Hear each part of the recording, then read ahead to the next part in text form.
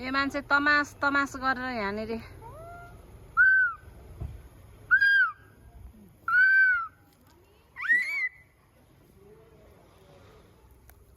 ओइ hot the बाबालाई हेराइदेऊ लु बाबालाई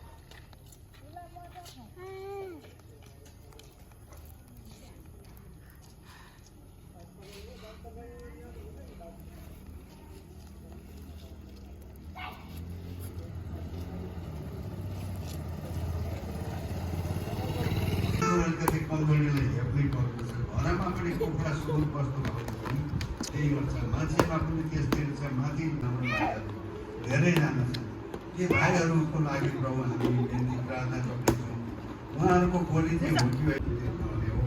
तर प्रभुले अब सबै कुराहरू गराउनुहुन्छ जसरी उहाँको पालामा धेरै मान्छेहरू धेरै मान्छेहरूले थाहा गरेका थिए त्यस्तै अहिले पनि त्यस्तै भएको छ अब प्रभु तपाईँको त्यो बन्द गर्न आएको वर्षाले मानिसहरूलाई तपाईँले चाहिँ धेरै के भन्छ सफा गर्नुहुन्छ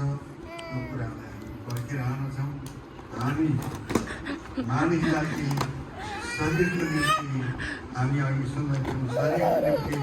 हरेक लागिरहेको हुँदाखेरि तपाईँको वास्तविकता कुराहरू हामीले छोडेर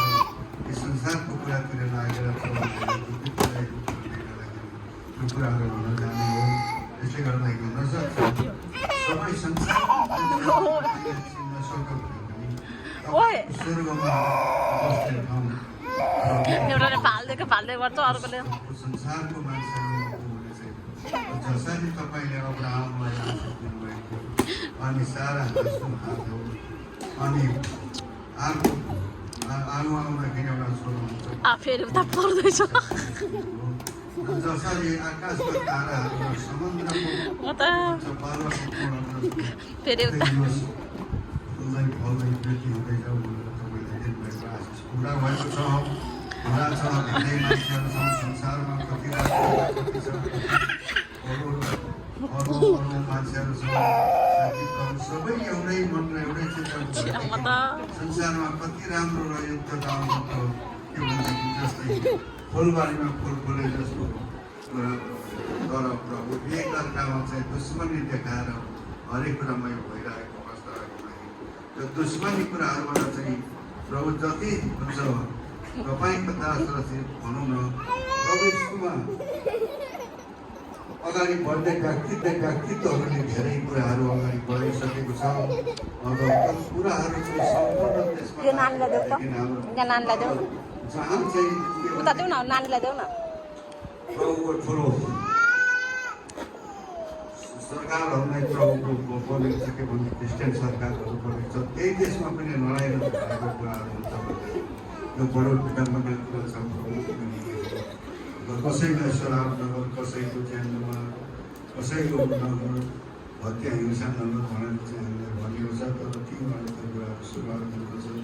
अनि प्रभु यो कुराहरू सबै तपाईँको हातमा हुनसक्छ भन्दाखेरि यो कुराहरूबाट चाहिँ मानिसहरूले छुटकारा पाएर फिलिपिनमा सबैले एउटै मन गरेर चाहिँ प्रभु यीशु ख्रीष्टको आनन्द कुरा गर्न सक्ने शक्ति हामीलाई दुःख लाग्छ नेपालमा बेलुन छ त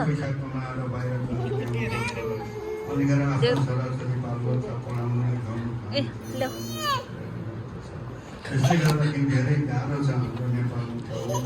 27 दिनहरू उनीहरू बाँधेर मर्नु धेरै झगडा गरेको